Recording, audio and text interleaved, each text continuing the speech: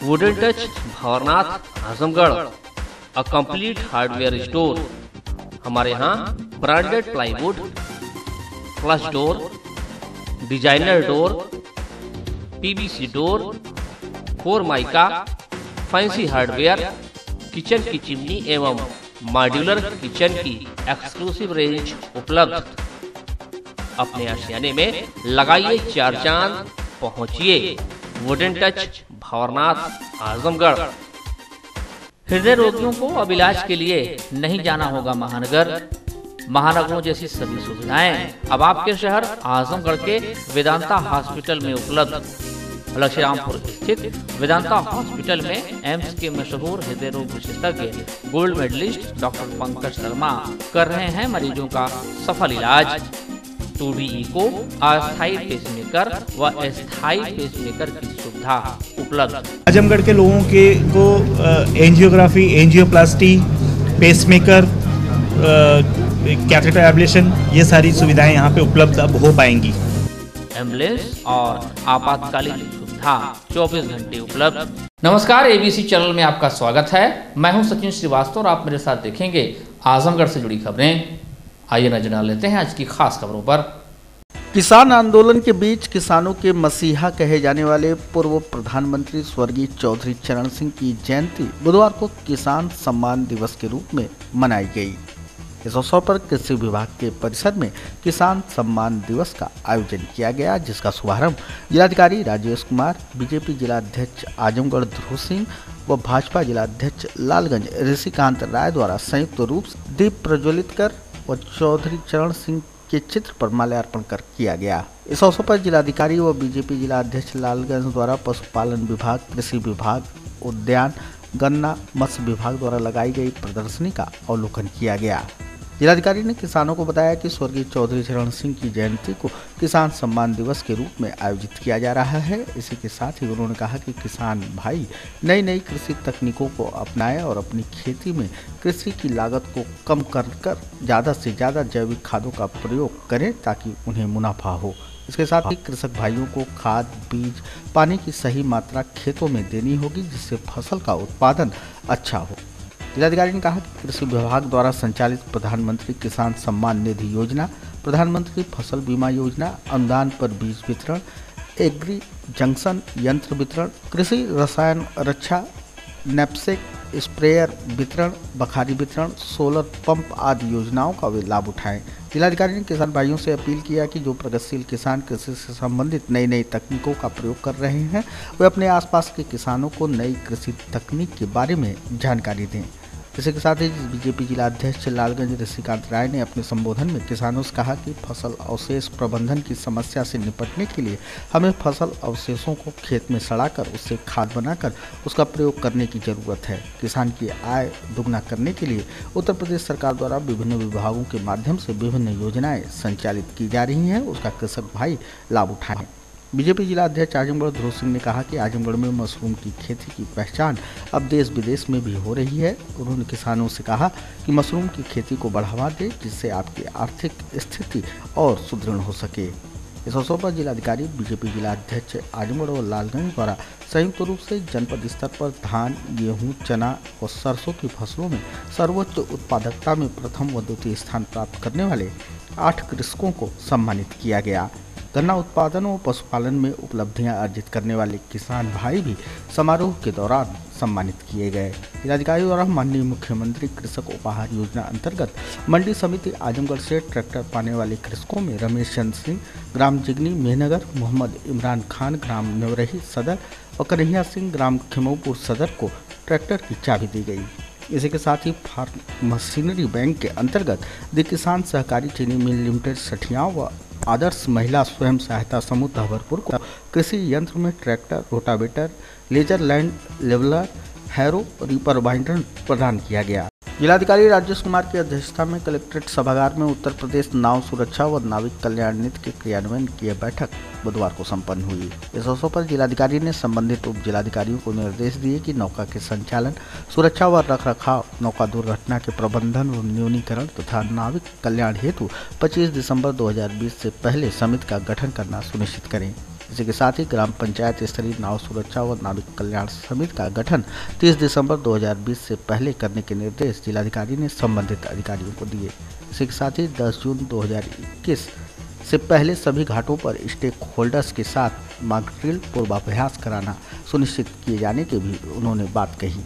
वहीं एक दूसरी बैठक में जिलाधिकारी राजेश कुमार ने उत्तर प्रदेश कामगार और श्रमिक सेवायोजन एवं रोजगार की जिला स्तरीय समिति की बैठक को भी निर्देशित किया। उन्होंने सेवायोजन पोर्टल की समीक्षा की, जिसमें रोजगार उपलब्ध कराए गए व्यक्तियों की डाटा फीडिंग कम पाई गई। इस पर जिलाधिकारी ने कड़ी नाराजगी व्यक्त करते हुए संबंधित विभागों के अधिकारियों को निर्देशित करते हुए कहा कि जिन जिन विभागों द्वारा श्रमिकों कामगारों को रोजगार उपलब्ध कराया गया है, उनका डाटा फीडिंग 1 सप्ताह के अंदर प्राथमिकता के आधार पर पूर्ण करना सुनिश्चित किया जाए। इसी के साथ ही सहायक रोजगार सहायता अधिकारी ने बताया कि समस्त कार्यालयों में रोजगार हेल्प डेस्क स्थापित किया जाना है, उससे संबंधित नोडल अधिकारी नामित किया जाना है, जिस पर जिलाधिकारी ने संबंधित अधिकारियों को निर्देश दिए कि रोजगार हेल्प डेस्क की स्थापना करते हुए नोडल अधिकारियों को नामित करना सुनिश्चित करें। लोगों के दिलों में उतरने का हुनर रखने वाले देश प्रदेश व जनपद के कलाकारों का जमावड़ा एक बार फिर हुनर रंग महोत्सव में होने जा रहा है। यह 26 दिसंबर से प्रतिभा निकेतन स्कूल में आयोजित होने जा रहा यह 3 दिवसीय हुनर रंग महोत्सव 28 दिसंबर तक चलेगा, जिसमें देश भर के नामचीन कला संस्थानों की दिलकश प्रस्तुतियों के साथ साथ स्थानीय कलाकारों की भी कई आकर्षक प्रस्तुतियां प्रतिदिन हुआ करेंगी। हुनर संस्थान के सचिव व कार्यक्रम के आयोजक रंगकर्मी सुनील दत्त विश्वकर्मा ने बताया कि पिछले 17 सालों से अनवरत आयोजित हो रहे रंग महोत्सव में इस बार कोरोना के चलते सीमित संख्या में संस्थानों को आमंत्रित किया गया है। कोविड प्रोटोकॉल के अनुपालन के बीच 3 दिन में महोत्सव में 8 बेजोड़ बेहतरीन नाटकों की प्रस्तुति होंगी। जैसा कि आप सभी लोग जानते हैं, विगत 17 सालों से हुनर संस्थान आजमगढ़ अपने साथी कलाकारों के साथ पूरे देश भर के कलाकारों को इस दिसंबर महीने में आजमगढ़ में इकट्ठा करता है रंग महोत्सव के माध्यम से। इस वर्ष 18वां साल है और कोविड प्रोटोकॉल के अनुसार और कोविड के नाते टीमों के आने में भी बड़ी सारी दिक्कतें हो रही हैं, लेकिन उसके बावजूद हम कलाकारों का हौसला नहीं घटा है, न हमारे आने वाली टीमों का हौसला घटा है। इसलिए इस वर्ष हम सब पूरे कोविड प्रोटोकॉल के अनुसार सारी व्यवस्थाओं को देखते हुए इस हुनर रंग महोत्सव का आयोजन 26 से लेकर 28 दिसंबर तक प्रतिभा निकेतन इंटर कॉलेज के प्रांगण में कर रहे हैं, जिसमें देश के चुनिंदा नामचीन कुल 10 नाटक और नृत्य दलों को हम लोगों ने इस बार आमंत्रित किया है, जिसमें इन 3 दिनों में 8 नाटकों का मंचन होगा। वो ऐसे 8 नाटक जिनको देखने के लिए लोग राष्ट्रीय नाट्य विद्यालय और बड़े बड़े सभागारों में जाते हैं, उनके कार्यक्रमों में जाते हैं, लेकिन वैसी प्रस्तुतियाँ इस बार आजमगढ़ में होंगी। जो नाट्य दल आजमगढ़ आ रहे हैं उनमें सबसे पहले 26 तारीख को जो प्रस्तुति होगी हमारे संस्थान के बच्चों द्वारा अख्तर अली द्वारा निर्देशित लिखित और हमारे निर्देशन में अजब मदारी गजब तमाशा। दूसरी प्रस्तुति होगी नाटक हवालात जो टाटानगर जमशेदपुर से है अनुज श्रीवास्तव जी की। और तीसरी प्रस्तुति हमारी जो होगी वो होगी राजा विक्रमादित्य जो विश्वरूपम कला संगम वाराणसी की तरफ से होगी, जिसके निर्देशक हैं रविकांत मिश्रा। 27 तारीख को बहुत ही अच्छे अच्छे देश के बड़े नामचीन डायरेक्टरों के नाटक आपको देखने को मिलेंगे, जिनमें संबोधन एक मानवीय रिश्तों पर आधारित नाटक है संबोधन, जिसका निर्देशन किया है सुनील राज ने, वो भोपाल की टीम है। उसके बाद एंड्रोजनी एक नाटक जो उभयलिंगी यानी आप सब समझते हैं 3rd जेंडर के ऊपर आधारित, उस नाटक की प्रस्तुति दिल्ली की टीम द्वारा सुरेंद्र सागर जी के निर्देशन में। और उसी दिन एक और नाट्य प्रस्तुति जमशेदपुर झारखंड से कला निकेतन धनबाद की टीम नौटंकी में झमेला, ये भोजपुरी नाटक है, लेकिन एक कलाकार की जो वेदना होती है कि जब कोई भी कलाकार महिला पात्र का कैरेक्टर करता है तो उसके साथ उसके परिवार से लेकर समाज उसको किस दृष्टि से देखता है और वो परिवार में अपने कैसे जीवन यापन करता है, उसी पर आधारित ये नाटक है नौटंकी में झमेला। 28 तारीख को हम 2 नाट्य प्रस्तुतियाँ कर रहे हैं, जिनमें दिल्ली की बहुत ही अच्छी बेहतरीन टीम है ड्रामाटेजी जो लेकर आ रही है नाटक तफ्तीश राजेश कुमार द्वारा लिखित है। और तफ्तीश एक पुलिसिया उत्पीड़न पे आप कह सकते हैं कुछ इस तरीके से आधारित है, जिसमें एक जांच होती है जब लड़के कोई भी मुजरिम या कोई व्यक्ति पकड़ा जाता है, किस तरीके से उसके ऊपर मतलब उसकी जो मानवीय संवेदनाएं होती हैं उससे दूर से तमाम तरह के सवालात भी होते हैं। तो कुछ इस तरीके से वो एक अच्छी सी प्रस्तुति है जो एक अच्छा सुखद माहौल में ये संदेश देती है कि शासन और प्रशासन हमेशा आपके हित के लिए खड़ा है, बशर्ते आप उसके बात को मानते हो, उन चीज़ों को फॉलो करें। जो आखिरी प्रस्तुति उस दिन की हमारी होगी वो प्रस्तुति है भोजपुरी के शेक्सपियर भिखारी ठाकुर की अमूल कृति गबर घिचोर, ये हमारी बलिया की प्रस्तुति होगी। बलिया के निर्देशक जिसे लेकर आ रहे हैं अभय सिंह कुशवाहा जी। तो इन 7 के नाटकों के बाद हम कुछ नृत्य के दलों को भी बुलाए हैं, जिसमें रॉक स्टार मिर्जापुर, लखनऊ के धूम ग्रुप, ये डांस की प्रस्तुतियाँ होंगी। एक विशेष डांस की प्रस्तुति एकल शास्त्रीय नृत्य गंगा अवतरण, जो स्वच्छ भारत मिशन और उसको लेकर, जो गंगा की साफ सफाई को लेकर है, उसमें आजमगढ़ में उस प्रस्तुति की 57वीं प्रस्तुति होने जा रही है, जिसे एक हमारे आर्टिस्ट हैं बनारस के, वो लेकर आ रहे हैं। तो ये सारी प्रस्तुतियों को लेकर हम आप सभी के बीच होंगे और मेरा सिर्फ इतना अनुरोध है कि आप सभी के साथ मिलकर पूरा जनपद इस कोविड के जो विगत 1 साल से हम लोग झेलते चले आ रहे हैं, उस चीज़ को देखते हुए भी कुछ पल हम अपने परिवार के साथ सुखमय और हंसते हुए इस नाट्य प्रस्तुतियों को देखकर बिताएं, ताकि एक मीठी याद 2020 की रह जाए। बाकी तो 2020 ने बहुत कुछ छला है। संयुक्त विकास आयुक्त पीएन वर्मा ने कहा कि मनरेगा योजना लोगों को रोजगार देने वाला सबसे बड़ा कार्यक्रम है तथा गाँव के विकास में मनरेगा अत्यंत महत्वपूर्ण योजना है। उन्होंने कहा कि मनरेगा योजना के तहत गांव में कराए जाने वाली विकास कार्यों में तकनीकी सहायकों की भूमिका अत्यंत महत्वपूर्ण होती है, इसलिए तकनीकी सहायक अपने दायित्वों के प्रति सदैव सजग रहकर दायित्वों का निर्वहन पूरी निष्ठा और पारदर्शिता के साथ करें। श्री वर्मा बुधवार को मंडलीय विकास भवन के सभाकक्ष में आयोजित मनरेगा योजना अंतर्गत तकनीकी सहायकों के 2 दिवसीय मंडल स्तरीय प्रशिक्षण कार्यक्रम की अध्यक्षता कर रहे थे। उन्होंने कहा कि इस प्रशिक्षण का मुख्य उद्देश्य मनरेगा योजना अंतर्गत तकनीकी दक्षता बढ़ाकर तकनीकी सहायकों के कार्यों में आमूलचूल परिवर्तन लाना एवं मानक व गुणवत्ता में सुधार लाना है। संयुक्त विकास आयुक्त श्री वर्मा ने प्रशिक्षण कार्यक्रम को संबोधित करते हुए कहा कि एस्टीमेट फॉर्मेशन से ही तकनीकी सहायकों का कार्य शुरू होता है, जो अत्यंत महत्वपूर्ण है। इसलिए एस्टीमेट बनाने से पहले स्थल का भली भांति परीक्षण अवश्य कर लें। उन्होंने कहा कि तकनीकी सहायक जितना अधिक परिश्रम करेंगे उतना अधिक लोगों को रोजगार मिलेगा। श्री वर्मा ने कहा कि इस प्रकार के प्रशिक्षण कार्यक्रमों में विशेषज्ञों द्वारा जो भी सुझाव और तकनीकी जानकारियां दी जा रही हैं उनका सदुपयोग किया जाए। उन्होंने कहा कि वर्तमान में 261 तरह के कार्य मनरेगा में अनुमन्य हैं, इसलिए तकनीकी सहायक के साथ ही संबंधित अधिकारी भी गाँव की आवश्यकता के अनुसार प्रस्ताव तैयार कराएं। प्रशिक्षण कार्यक्रम को संबोधित करते हुए लखनऊ से आए प्राविधिक परीक्षक आरपी चौधरी ने कहा कि गांव के विकास, वहां की आवश्यकताओं और ज़रूरतों के बारे में सबसे अच्छा विजन तकनीकी सहायक दे सकते हैं, इसलिए वे अपनी जिम्मेदारियों को समझें और विजन और तकनीकी विशेषज्ञ के अनुसार कार्य योजना एवं मॉडल एस्टीमेट बनाएं। उन्होंने कहा कि मॉडल एस्टीमेट पहले संबंधित ब्लॉक को भेजें तथा उसका परीक्षण कराकर जिले पर भेजा जाए। श्री चौधरी ने कहा कि वर्तमान में 36 मॉडल एस्टीमेट हैं, जिसे आवश्यकता अनुसार आगे भी बढ़ाया जा सकता है। उन्होंने उपस्थित तकनीकी सहायकों से कहा कि गांव में कार्य योजना की जब बैठक हो तो उसमें अवश्य जाएं तथा कार्य योजना में अपना विजन सम्मिलित कराएं। आजमगढ़ के निजामाबाद थाना पुलिस ने 25,000 के इनामिया बदमाश को गिरफ्तार कर उसके पास से तमंचा व कारतूस बरामद किया।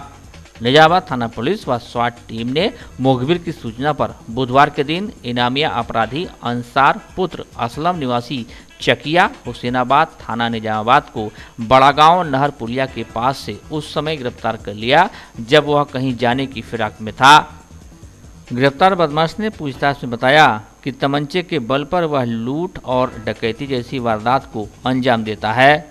इसके ऊपर निजामाबाद थाने में 2 मुकदमे दर्ज हैं। पुरानी रंजिश को लेकर गांव के दबंग एक परिवार पर कहर बनकर टूट पड़े। बुधवार की सुबह पीड़ित परिवार को उस वक्त जमकर मारा पीटा गया जब परिवार के सदस्य खेत में गेहूं की बुआई कर रहे थे।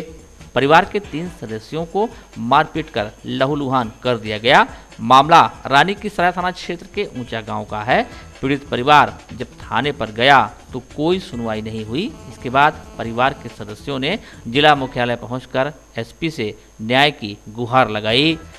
पीड़ितों का कहना था कि पुरानी रंजिश को लेकर पहले भी दबंग 2 बार मारपीट चुके हैं, लेकिन थाने पर कोई सुनवाई न होने से उनके हौसले बुलंद हैं। पुरानी रंजिश थी और पहले 2-3 बार मार चुके हैं, वो सब गांव के दबंग हैं लोग, और फिर आज तीसरी बार हमला कर चुके हैं। और हम लोग गए थे गेहूं के बुआई में खेत में, सुबह ही सुबह वो लोग पूरा गुट बांध कर आए और हम लोग को मारने लगे। और हमारे भैया का उसमें चैन और अंगूठी छीन लिया गया, मोबाइल भी छीन ली गई और जान माल का बहुत ज़्यादा खतरा हो चुका है। बार बार अब वो लोग मारने की धमकी देते हैं। इसकी शिकायत थाने में आपने किया? कोई सुनवाई नहीं हुई सर। अभी आप एसपी साहब के आए हैं, मिले हैं, क्या उन्होंने बोला? वहाँ पर तो वैसे एसपी साहब ने पूछा और आश्वासन दिए हैं और बोल रहे हैं कि जाइए कार्रवाई होगी। आजमगढ़ के मेहनगर तहसील क्षेत्र के रसूलपुर गांव के ग्रामीणों ने बुधवार के दिन जिलाधिकारी को प्रार्थना पत्र सौंपा। आरोप लगाया कि मेहनगर थाने में तैनात होमगार्ड दबंगई के बल पर करीब 200 वर्ष पुराना रास्ता बंद कर दिया है और गांव वाले जब दूसरे रास्ते से जाने लगे तो उसे भी टीन शेड डालकर बंद कर दिया गया। ग्रामीणों के विरोध करने पर जान से मारने की धमकी दे रहा है। थाने पर जाने पर कोई सुनवाई नहीं हो रही है। ग्रामीणों ने आम रास्ता खोले जाने, मुकदमा दर्ज कर होमगार्ड पर कड़ी कार्रवाई की मांग किया। मामला सर रास्ते का है, गांव का दबंग आदमी होमगार्ड श्री कृष्णदेव यादव, वो ज़बरदस्ती जो है रास्ता बंद कर रखा है और हम राजा राम की भूमधरी भी कब्जा कर रखा है। टीन सेट करके अगल बगल लोगों को ज़बरदस्त कब्जा कर रहा है, गाली देने दौड़ता है, मारने के लिए दौड़ता है। पुलिस प्रशासन के यहाँ जाने पर कोई कार्रवाई नहीं की आज तक, ठीक है कि नहीं। इसके बाद हम लोग परेशान होकर के डीएम साहब के यहाँ आए और डीएम साहब एसडीएम साहब को फ़ोन किए हैं और कह रहे हैं कि मतलब कि जाइए आप लोग समस्या हल करेंगे, कब्जा हटवाएंगे। कितने घर प्रभावित हैं उस रास्ते से? कम से कम 200 घर से ज़्यादा ही होगा और वो 200 साल पुरानी रास्ता थी सर और उसको अवरुद्ध कर रखा है। 133 धारा के अंतर्गत मुकदमा भी एसडीएम साहब के यहाँ चल रहा था, लेकिन फिर भी उसने ज़बरदस्ती गेट लगाया। इसके बाद हम लोग एसडीएम साहब से आदेश करवाए, एसओ और कानीगो लेखपाल को उन्होंने लिखा, लेकिन वो लोग एसओ साहब कोई कार्रवाई आज तक किए ही नहीं, वहाँ से हिले नहीं। अच्छा, जब भी पुलिस आती है 390 नंबर पर ज़बरदस्ती वो कब्जा कर रहा था, टीन शेड रखा, पोरा रखा। हमने फ़ोन किया, पुलिस आई, पुलिस होमगार्ड कृष्णदेव के यहाँ चाय पी और उसी वाली कह के चली गई, कोई एक्शन नहीं ली। डीएम साहब द्वारा क्या आश्वासन मिला है? डीएम साहब द्वारा आश्वासन यही मिला है कि आप लोग एसडीएम साहब के यहाँ जाइए, मैं फ़ोन कर रहा हूँ। हमारे सामने उन्होंने फ़ोन किया और बोले कि हम व्हाट्सएप पर भेज रहे हैं, आप लोगों का समस्या वो हल करेंगे।